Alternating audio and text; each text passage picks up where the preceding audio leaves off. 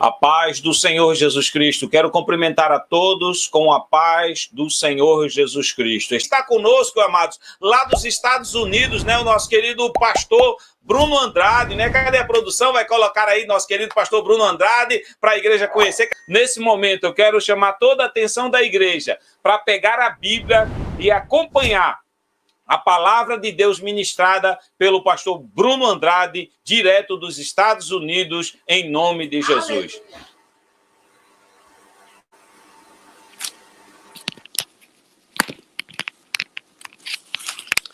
Olá, meus irmãos, a paz do Senhor Jesus a todos vocês. Primeiramente, quero agradecer ao bondoso Deus por esta rica oportunidade que Ele nos concede de estarmos aqui juntos, adorando a Deus de uma maneira tão diferente. Eu venho dizendo que é uma maneira bem diferente. Eu creio que nos anais da história, os grandes líderes do passado não imaginavam a gente em uma situação como esta. Quero agradecer a Deus pela saúde, pela paz, embora o mundo está em caos, mas a igreja continua firme, forte e avançando. Também quero agradecer a Deus por vossa vida, o pastor Wellington, sua esposa Anabela, enfim, toda a família, toda a igreja de Cristo, aí nesta cidade tão bonita, tão movimentada, tão atraente, e que Deus possa abençoar vocês ricamente. Meus amados, eu quero ler um texto sagrado que se encontra na carta do apóstolo Paulo, Filipenses, capítulo de número 2. Eu quero ler versículos de número 5 ao versículo de número 11. Carta do apóstolo Paulo aos Filipenses, capítulo de número 2, versículo de número 5 ao versículo de número 11. Aonde você estiver agora, chama a sua família, seu filho, filha, esposa, para chegar próximo de você. Vamos meditar um pouquinho sobre a palavra de Deus. Quero falar sobre Jesus Cristo, o nome que é acima de todo nome.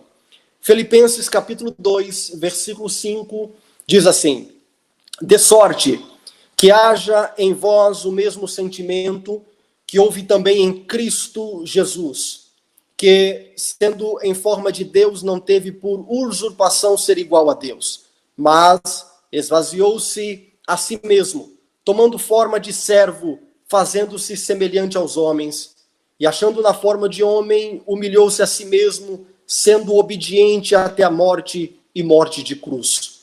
Por isso também Deus o exaltou soberanamente, e lhe deu um nome que é sobre todo nome, para que ao nome de Jesus se dobre todo o joelho dos que estão nos céus e na terra e embaixo da terra, e toda língua confesse que Jesus Cristo é Senhor, para a glória de Deus Pai. Aleluia, glórias a Deus por esta rica palavra. Meus irmãos, eu não vou falar algo sobre a grande crise que nós estamos vivendo, até porque eu creio que vocês já ouviram muito sobre palavras de crises. Eu quero falar sobre o nome de Jesus, sobre a pessoa, sobre Cristo, o Messias prometido, aquele que nasceu em uma simples manjedoura e revolucionou o mundo de sua época e também até os nossos dias. Mas quando se fala em pessoas, quando se fala em líderes, em governadores, em professores, em coaches e assim por diante, vários nomes vêm na mente. Posso dizer que no passado muitos homens ajudou a transformar a sociedade que vivemos hoje. Nós já tivemos grandes líderes como aqui nos Estados Unidos, como Abraham Lincoln, que lutou em pró dos negros, que lutou em pró para abolir a escravidão na época. Por que não dizer também de John Kennedy, que embora for assassinato, ele lançou várias leis que protegeu, de certa forma, ou que revolucionou o país nas brigas raciais. Por que não dizer também de Nelson Mandela, que lutou em prol do seu povo na África do Sul, ou de Mahatma Gandhi, na Índia, que também lutou em prol de causas tão nobres, tão belas, e tão bonitas. E como os irmãos estão em Londres, eu creio que vocês já ouviram falar da história de Winston Churchill, aquele homem, aquele primeiro-ministro tão dinâmico, tão forte, que lutou, que guiou também a Inglaterra contra o nazismo alemão de séculos passados, de décadas passadas. Agora escute bem, meus irmãos, todos esses homens, não importa se for a rei, rainha, príncipe, princesa, senador, governador, líder religioso, secular, ninguém teve o impacto que Jesus Cristo teve. Sem dúvida, sem sombra de dúvida, Cristo foi o que teve o maior impacto entre todos os seres viventes na história. Vamos ver bem rápido, nos anais da história e à luz da Bíblia, à luz do Evangelho, o porquê Cristo teve tamanho impacto. Um simples exemplo, pois a própria data mudou com o nascimento de Cristo. Nós temos antes de Cristo e nós temos depois de Cristo. 586 anos antes de Cristo, o Jerusalém caiu por terra devido ao poder babilônico. Então, na data, a própria data foi mudada devido ao nascimento de Cristo. Temos a CBC, que é antes de Cristo ou depois de Cristo, devido ao nascimento do Senhor Jesus Cristo. Temos também hospitais. Eu não sei se você sabe, mas os hospitais, os primeiros hospitais da história, eles foram criados por cristãos zelosos, tementes a Deus. Temos também universidades. As grandes universidades, ou melhor dizendo, as primeiras universidades da história. Ela foi estabelecida por pastores, por líderes, por seguidores de Cristo. Eu resido em uma cidade chamada Bridgeport, no estado de Connecticut. Você certamente conhece o estado vizinho, o estado de Nova York. Mas aproximadamente 20 minutos da minha residência, 20, 30 minutos da minha residência, existe uma famosa universidade chamada Yale University, que está entre as 5 universidades mais famosas e mais poderosas aqui nos Estados Unidos. E ela foi estabelecida por 10 pastores, teólogos, estudiosos que amavam a Deus. O próprio governo, como representante do povo, estabelecido pelos Estados Unidos há tanto tempo atrás, foram princípios estabelecidos por cristãos, seguidores de Cristo, que entendiam os mandamentos, o fruto do Espírito, as palavras citadas pelo apóstolo Paulo. Por que não dizer também da ciência moderna? Ou por que não dizer das primeiras organizações sem fins lucrativos de caridade, como um pastor em Nova York estabeleceu em 1958 a primeira clínica de reabilitação para drogado. Essas caridades, hospitais, universidades, são organizações que se iniciou através de pessoas que eram tementes a Deus, seguidores de Cristo, que colocaram o sermão da montanha dentro do seu coração e eles diziam, vamos seguir o evangelho de Cristo. Por que não dizer de princípios bíblicos, de princípios cristãos, que foram estabelecidos em nossa sociedade, que molda até hoje a nossa sociedade. Por que não dizer da guerra da igreja primitiva contra o aborto, contra o homossexualismo, o adultério, a fornicação? Não só isso, todos esses princípios estabelecidos foram princípios estabelecidos que ajudou a moldar a nossa geração. Agora, olha quem, escute bem, olha quem lutou contra os princípios cristãos. Nós temos pessoas como Hitler, nós temos pessoas como Stalin e outros grandes líderes malucos da época que lutavam contra os princípios cristãos. Agora, analise comigo, por gentileza. O que é que tinha Jesus de tão cativante, de tão poderoso para ele revolucionar o mundo, não só o mundo de sua época, mas o mundo até hoje? O que ele tinha de tão cativante? O que ele tinha de tão extraordinário ao ponto de séculos depois, décadas, séculos depois, a gente está aqui falando sobre esse nome, Jesus Cristo? O que tinha Jesus ao ponto de os seus seguidores, os seus apóstolos, os seus discípulos estabelecer universidades, clínicas, hospitais e assim por diante? O que ele tinha? Analise comigo. Ele nasceu em uma manjedoura. Analise comigo. Ele foi filho de uma simples mulher. Ele não cresceu na cidade em que ele nasceu. Ele nasceu em Belém, mas ele cresceu em Nazaré. Trabalhou como carpinteiro até os seus 30 anos de idade. Se tornou, o que eu posso dizer, talvez de um pregador itinerante. Uma hora estava em Cafarnaum, outra hora estava em Jericó, outra hora estava na Galileia, pela Judeia, Tiro, Sidom e assim por diante. Ele nunca escreveu um livro sequer. Ele nunca sentou em uma cadeira política. Ele não tinha, ou ele não teve uma esposa, filhos e filhas. Ele não tinha uma casa. Ele não estudou em nenhuma universidade famosa. Ele nunca visitou uma grande cidade, pois todas as vilas que ele andava eram lugares pequenos, simples, pobres. Ele nunca andou por uma Londres da vida. Ele nunca andou por uma Nova York da vida. Ele nunca viajou mais de 200 milhas do lugar em que ele nasceu. Ou seja, ele era um pregador local, um itinerante local. Agora, escute bem, tudo isso que eu acabei de te falar, ela segue características de pessoas que abalaram o mundo de sua época. Quando eu falo em viagens, eu estou falando de experiência. Uma pessoa que viaja bastante, ele tem experiência, ele vai pegando coisas de lugares diferentes. Quando eu falo em livros, eu estou falando em conhecimento. Alguém que lê, alguém que devora, alguém que está com livros na cabeça, informações de diversos autores de diferentes localidades. Quando eu falo em família, eu falo em estabilidade, eu falo em firmeza, eu falo em princípios. Quando eu falo em faculdade, universidade, eu falo em ensinos. Eu falo em sentar para ouvir e falar para ensinar. Quando eu falo em política, eu falo em poder, eu falo em domínio, em leis, em regras, em autoridade. Vocês conhecem muito bem a rainha da Inglaterra, os reis da Inglaterra, as rainhas que já teve na Inglaterra, ou os primeiros ministros que abalou ou que trouxe leis para a Inglaterra. Agora, ele não tinha nenhuma dessas grandes características que um grande líder deve ou às vezes possui.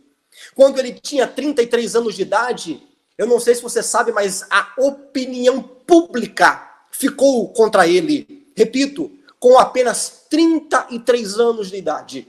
A opinião pública ficou contra ele. Imagine, às vezes sentimos ou ficamos tristes porque um companheiro não concorda conosco, ou quando um outro obreiro fala alguma coisa, a gente fica chateado, ou uma irmã, ou um irmão. Agora, Cristo, a opinião pública de todo o povo, do governo, dos religiosos, todos ficaram contra Cristo. Os seus amigos lhe abandonou. Ele foi pregado em uma cruz junto com 2 ladrões. Quando ele estava morrendo, a única coisa que ele possuía era a sua veste. E sabe o que fizeram com a veste de Cristo? Pegaram a sua veste e fizeram um sorteio. Fizeram um joguinho para ver quem iria ficar com a sua veste. Quando ele morreu, ele não tinha nem mesmo um sepulcro para colocar o seu corpo. Alguém teve piedade dele, colocou ele num túmulo de um amigo. Agora, 20 séculos se passaram. Escute bem, 20 séculos se passaram e ele continua no centro de todas as mudanças. Anos se passaram, séculos se passaram, 20 séculos se passaram. Ele continua no centro de todas as mudanças que teve em nossa sociedade. Ele continua a figura mais emblemática que já pisou pela terra. Lembra das palavras de Isaías? Olha o que Isaías disse. Não tinha beleza nem formosura. E olhando nós para ele, não havia boa aparência nele para que o desejássemos. Era desprezado e o mais rejeitado entre os homens, homem de dores. Experimentado nos trabalhos e como um de quem os homens escondiam o rosto. Era desprezado e não fizemos caso algum dele. Agora, como pode esse homem que nasceu em uma manjedoura, de uma simplicidade, nunca escreveu um livro, não tinha uma esposa, não tinha um grande professor, como esse homem impactou o mundo de sua época?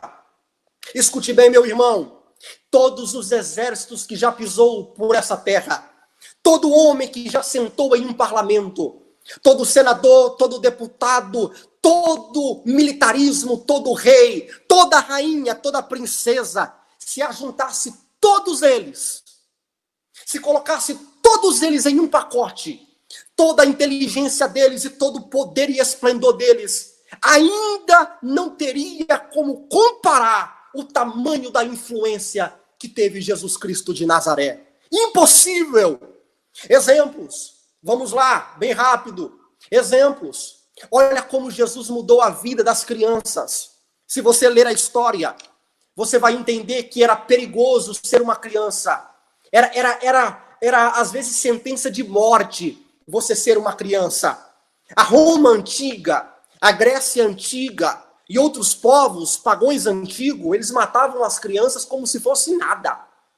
Se a criança tivesse algum pingo de deficiência, algum probleminha, ou se fosse do sexo feminino e não do masculino, já era uma sentença de morte. O abandono de crianças era normal. Havia culturas que pegavam as crianças e colocavam elas no meio do mato e simplesmente abandonavam. E os animais tragavam a vida daquelas crianças. Criança com qualquer tipo de deficiência era sacrificada com facilidade. Até pouco tempo atrás, na Índia e na China, as crianças do sexo feminino era jogada no lixo, morta, judiada. Havia uma cultura que celebrava a morte das crianças. Havia culturas que batia palma e celebrava a morte das crianças. Havia um lema na Roma Antiga, e a Roma Antiga dizia assim: matar um romano é homicídio, matar uma criança é um ato bonito, é um ato belo, é um ato que você receberá aplausos. Quando você vê Herodes matando crianças, quando você vê Herodes tirando a vida de crianças inocentes, ou o Egito de Moisés, às vezes ficamos assustados, mas naquela época era algo comum, era algo cotidiano para eles. Um destino sombrio e assustador esperava as crianças do mundo. Mas aí chega um homem conhecido como Jesus Cristo de Nazaré. Um passo simples, uma voz meiga, mas um olhar penetrante, um olhar profundo. E quando as crianças vão próximo dele, aí alguém fala assim: segura elas, não deixa as crianças chegar perto de Cristo. E Jesus diz assim: deixai as criancinhas vir até a mim. Não proíbam as crianças de chegar até a mim. Ou seja, Cristo já começa a defender as crianças devido aos ensinamentos de Paulo, os frutos do Espírito, devido aos ensinamentos, às doutrinas bíblicas, às mensagens bíblicas, foi entrando no coração da igreja e do seu povo. E a igreja primitiva começou a defender as crianças. E a igreja primitiva começou a lutar em pró das crianças. Escute, Jesus não mudou para você, Jesus não mudou simplesmente para você. Repito, Jesus não mudou, pastor Bruno, simplesmente para mim ser uma pessoa melhor aqui dentro da minha sala. Não, Jesus mudou para que os princípios estabelecidos pelo Evangelho, através do Evangelho em nós, possa gerar frutos ao nosso redor. Não procuramos sucesso, procuramos ser efetivos. Não procuramos famas, procuramos ter um impacto nas pessoas que estão ao nosso lado. E hoje estamos vivendo uma avalanche de aborto, agora devido a essa pandemia. Pesquise aí na sua internet, não agora, depois da mensagem. Pesquisa como cresceu o número de aborto nos últimos dias. Então a igreja precisa levantar e ensinar os princípios estabelecidos por Cristo Jesus.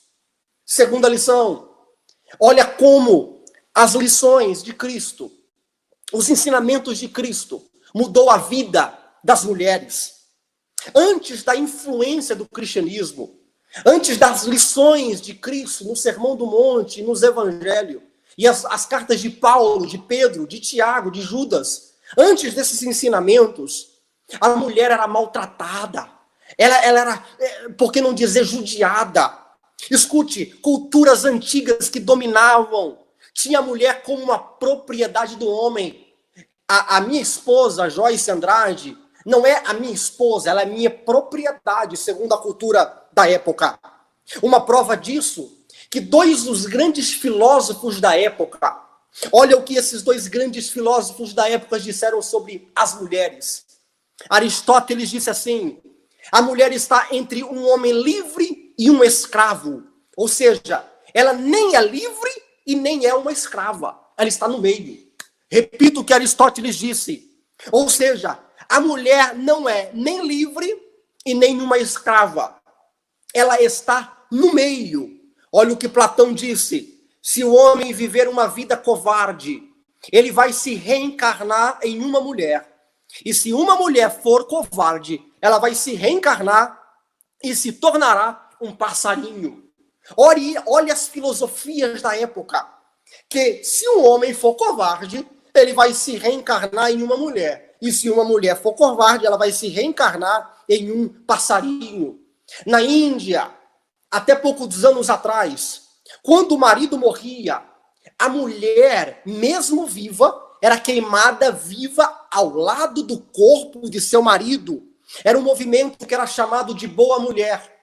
Ela está lá, casada com fulano, fulano morre, então agora ela vai ter o seu corpo queimada junto com seu esposo, para que, porventura, na outra vida, ela acorde junto com seu marido. E o mais assustador entre todos esses movimentos contra o sexo feminino é que o próprio movimento feminismo, feminista hoje em dia, ele critica o cristianismo. Ele fala que o cristianismo é regras contra as mulheres. Estão batendo nas mulheres. Quando, na verdade, Jesus sempre falou bem das mulheres. Jesus sempre defendeu as mulheres. Jesus disse assim sobre aquela mulher que derramou perfume sobre ele: onde este evangelho for pregado, vão falar do dia que essa mulher derramou esse perfume em mim.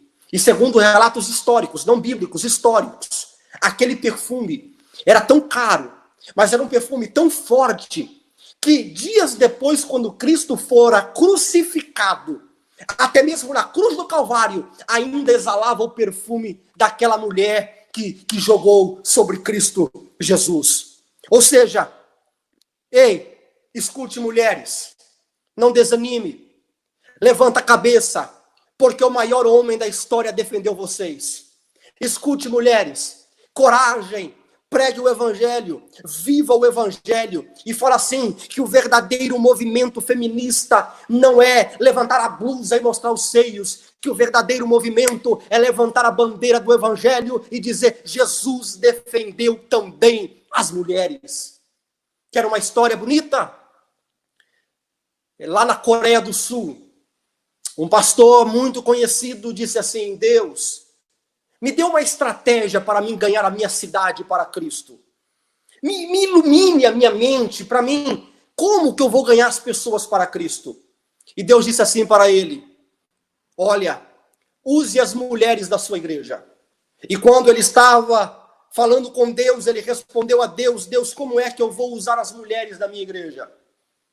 E Deus disse, repito, use as mulheres da igreja. E ele disse: Deus, mas as mulheres não têm voz. Se elas falar, o povo não vai ouvir, não tem credibilidade a voz, as palavras que elas falam. E aí foi quando Deus disse para ele: deixa eu lhe fazer algumas perguntas. De quem eu nasci? E ele respondeu: de uma mulher. Quem me amamentou? Uma mulher. Quem me ensinou a andar? Uma mulher. Quem estava ao pé da cruz quando todos me abandonou? As mulheres. Quem foram lavar o meu corpo depois de eu estar morto lá no sepulcro? Quem foi? as mulheres. E quando eu ressuscitei, para quem o anjo disse, vá e anuncie que ele não está aqui, que ele já vive e que ele ressuscitou? O pastor respondeu, as mulheres. E Jesus disse assim para ele, pois é, eu sempre contei com as mulheres no meu reino, na minha igreja e no meu ciclo de amigos, de amizade, de discípulos. Não é Tiago, Pedro e João, também tem mulheres que estavam orando lá em Atos capítulo 1 e 2 e receberam a chama do Espírito Santo. Mulheres, vocês estariam perdidas no mundo de hoje se não fosse Jesus. A cultura moderna iria te crucificar. A cultura moderna iria continuar com as mesmas tradições do passado. Iria acabar com vocês, iria maltratar vocês, iria enganar vocês. Ei, vou falar uma palavra forte agora. Não deixa teólogos babacas dizer que vocês não podem pregar o evangelho. Vocês podem sim pregar o evangelho. Vocês podem sim dizer, ele vive e ele ressuscitou. Esse é o poder do Evangelho de Cristo em nossa sociedade, que está influenciando ou que já influenciou séculos e mais séculos. Mais uma lição. Jesus mudou a vida dos escravos. Repito, Jesus mudou a vida dos escravos. Esse é um assunto muito longo, muita história, mas ninguém pode negar a influência de pessoas tementes a Deus, cristão, da influência que eles tiveram ao longo da história, em luta em prol da igualdade, em prol dos africanos, dos negros e assim por diante. Na Inglaterra, vocês têm o famoso, um dos grandes líderes da época que lutou, chamado William Wilberforce. Aqui nos Estados Unidos, nós tivemos muitos pastores, presidentes, e tantas outras pessoas com os princípios cristãos, que mudou a vida daqueles descendentes dos africanos, do continente africano. Quando Paulo escreve a carta a Filemon, ele diz assim, olha o que ele fala para Filemon, que tinha um escravo, Filemon tinha um escravo, e olha o que ele fala acerca do seu escravo. Ele fala assim, olha o que Paulo disse, receba ele, não como escravo, mas como um irmão, porque eu gerei ele nas minhas entranhas. Paulo ensinando um homem que tinha escravo. Não trate ele como escravo, trate ele como um irmão. Trate ele com amor, com carinho, com piedade, com contentamento. Nunca foi para maltratar, nunca foi para judiar, não. Aqui nós temos na época Charles Finney, um dos grandes avivalistas da época, que também lutou em esconder escravos, quando eles saíam do sul da América e corriam para o norte, que era livre. Por que não dizermos dos impactos da sociedade que tiveram os gladiadores, devido ao impacto dos ensinamentos cristãos, que acabou com as arenas, com os gladiadores? Por que não dizer contra o suicídio? Era normal se suicidar. Aí veio o ensinamento de Cristo e deu uma esperança para as vidas que estavam famintas e desesperadas. Por que não dizer de tantos outros pontos da nossa sociedade que foi impactada pelo poder do Evangelho? E aí você está com vergonha da Bíblia? A Bíblia mudou o mundo. E aí você está com vergonha de falar o nome de Jesus? Jesus mudou a história da humanidade. E aí você está com vergonha de colocar um terno, uma gravata, ou dizer que você é evangélico? Não! Você é embaixador do homem mais poderoso que já pisou sobre essa terra. Escute, meu amigo, vou encerrar agora. O maior acontecimento do mundo não foi Titanic em 1912. Não foi a Primeira Guerra Mundial, não foi a Segunda Guerra Mundial. Não foram as conquistas de Alexandre o Grande. O maior acontecimento da história não foi, talvez, a queda do muro de Berlim no ano que eu nasci. Não foi, talvez, o primeiro presidente negro da América. Ou talvez não foi a Revolução Americana, ou Ebola, ou o coronavírus. O maior acontecimento da história aconteceu em uma manjedoura. Em uma manjedoura foi o maior acontecimento da história. Escute, onde que Cristo nasceu? Belém. Onde que Maria morava? Nazaré. Acompanhe comigo porque aqui eu finalizo. Jesus nasceu em Belém. Jesus nasceu em Belém. Miqueias, capítulo de número 5, se não me falha a memória, versículo de número 2, diz assim: E tu, Belém, Efrata, posto que pequenas entre as milhares de Judá, de ti sairá o que será Senhor em Israel. Então o profeta Miqueias profetizou: o Messias vai nascer em Belém. Só que Maria, quando ela recebe o anjo, e o anjo fala com ela que ela vai ter um filho, ela não está vivendo em Belém. Ela não é de Belém, ela é de uma cidade chamada Nazaré, que são quilômetros, e mais quilômetros de Belém. Se não me falha a memória, 147 quilômetros de distância entre Belém e Nazaré. Agora, Maria está grávida em Nazaré. O primeiro mês em Nazaré. O segundo mês em Nazaré. O quinto mês em Nazaré. Só que Jesus não pode nascer em Nazaré. Por que Jesus não pode nascer em Nazaré? Porque a palavra diz que ele tinha que nascer, que ele tem que nascer em Belém. E como é que Maria recebe a mensagem? Por que será que o anjo não foi falar com alguma mulher lá de Belém? E foi falar justamente com Maria, que não era de Belém. Mas aí é um segredo bíblico. Lucas capítulo de número 2. Quando Maria estava grávida, o imperador César Augusto lançou um decreto. E o imperador César Augusto disse assim, que todos têm que alistar na sua própria cidade. José, marido de Maria, ele era de Belém. E segundo o decreto do imperador, José, ele tem que sair de Belém, e ele tem que sair de Nazaré, e ir até Belém para se alistar, porque o imperador pediu para ele se alistar. Agora imagine uma mulher com seus 8 meses de gestação. Agora, de repente, José olha para ele e fala assim, amor, nós vamos fazer uma viagem 100 e poucos quilômetros daqui em um camelo, em um burrinho, em um jumento. E vamos para lá porque o imperador está mandando. E diz a Bíblia que ele, José e Maria, ela grávida, sai de Nazaré e vai caminhando para Belém. E quando chega em Belém, diz a Bíblia que chegou o momento de Cristo nascer. Porque Deus estava esperando ela chegar em Belém.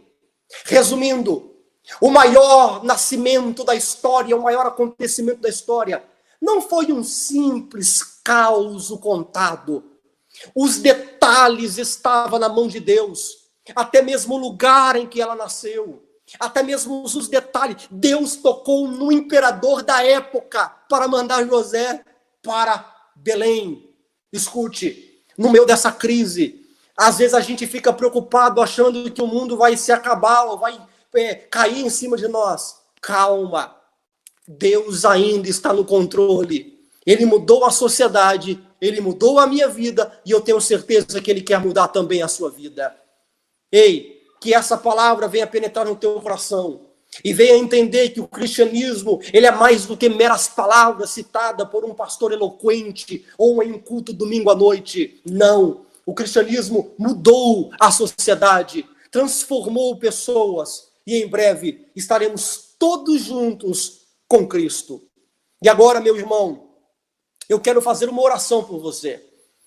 Eu quero orar por você que está talvez desanimado, triste, abatido, ou talvez você está sem esperança. A minha palavra ao seu coração nesta noite é ânimo, Cristo vive. Na década dos anos 60, uma mulher estava grávida. E ela grávida, ela disse assim, como é que eu vou gerar um filho em um tempo como esse? Guerra no Vietnã, havia brigas raciais por todos os lados. O presidente John Kennedy tinha acabado de morrer, mataram ele. E ela grávida, triste, chorando, desesperada, ela disse, como é que eu vou gerar um filho? Foi quando o Espírito Santo disse para ela, pega a caneta, porque eu vou te dar uma bela canção agora. E ela pegou a caneta e ela começou a escrever, porque ele vive, eu posso crer no amanhã. Porque ele vive, temor não há. Porque eu bem sei que a minha vida, o meu filho, a minha família está nas mãos de meu Jesus, que vivo está. Ele não mudou o mundo da época, ele continua transformando vidas. E eu tenho certeza que ele já mudou o seu mundo. Amém? Eu quero orar por sua vida. para que você tenha esperança que ele vive. E logo após essa oração, o pastor pode assumir aí e trazer uma palavra a vocês e despedir e assim por diante. Fecha teus olhos aonde você estiver agora. Curve a tua cabeça com a sua família e oremos. Senhor Deus e Pai, nós estamos diante da tua sublime presença neste momento. Primeiramente, grato a ti por todos os teus benefícios, por tua graça, por tua misericórdia. Porque tu tens sido um Deus tão bondoso, tão misericordioso para conosco. Tudo isso que temos, não somos merecedor, mas é a tua graça que nos alcançou, que nos sustenta até o dia de hoje. Pai, continue nos dando força, não simplesmente para ter uma vida transformada aqui dentro de uma sala, de um quarto, mas que possamos ter uma vida efetiva, poderosa na nossa sociedade, porque foi o Senhor que transformou todos os princípios bons estabelecidos, vem do Senhor. Eu quero te pedir, ó Pai, ânimo, coragem, aquele que está desanimado, sem nenhum vigor, sem nenhuma esperança e triste, cabisbaixo, coragem. Pai, abençoe também pastor Wellington, a sua esposa Anabela, irmão Sidnei, todo o corpo ministerial, todos os irmãos, a saúde. Deus, o Senhor, mandou o governador, o imperador da época, locomover José e Maria de Nazaré para Belém. O Senhor manda nos líderes, e o Senhor certamente manda em nossa vida. O Senhor manda nas estrelas, nas galáxias, no universo. O Senhor tem o poder de controlar e dominar por inteiro a nossa vida. E por isso eu te peço, ó Deus, abençoe a cada vida que está assistindo essa ministração. Que eles venham ser edificados e transformados pelo poder da palavra. Assim que eu oro e te agradeço, em nome de Jesus. Amém e amém.